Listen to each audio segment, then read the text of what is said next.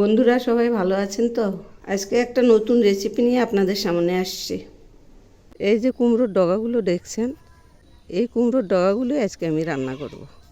দেখুন একদম লকলকে। এই রেসিপি বানানোর জন্য এখানে আমি সব শাকগুলো ধুয়ে নিয়েছি। এবার এগুলি কেটে নেব। আর এই শাকের মধ্যে দেওয়ার জন্য এখানে আমি 6 রকমের ডাল নিয়েছি।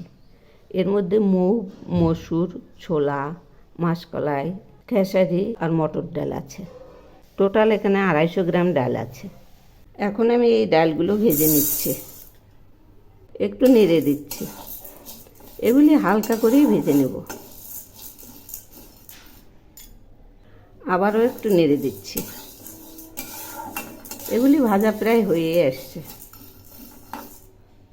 এবার আমি এর মধ্যে 1 মগ জল দিলাম।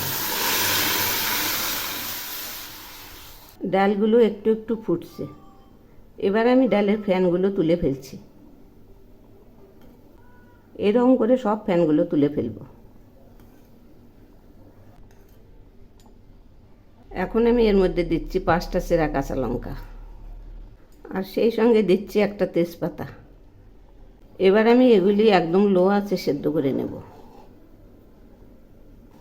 দেখুন ডাল সেদ্ধ প্রায় হয়ে আসছে। এই যে এইরকম হয়েছে, ডালগুলো ফাটা ফাটা হয়েছে। এবার আমি এর মধ্যে দিচ্ছি শাকগুলো,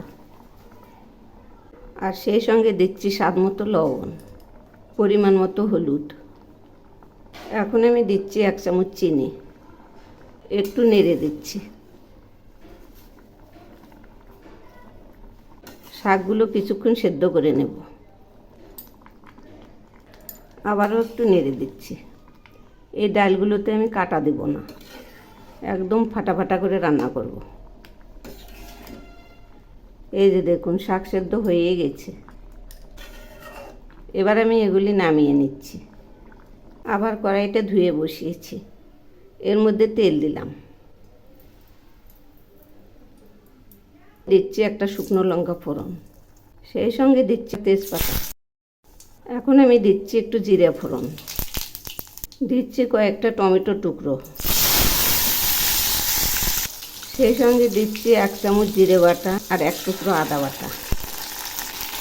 জিরে আদা বাটা যদি কষিয়ে নেওয়া যায় তাহলে ডালের খুব টেস্ট হয়। এবার আমি এর মধ্যে দিচ্ছি ডালগুলো। একটু নেড়ে দিচ্ছি। এই ডালগুলো একদম মাখা মাখা হবে।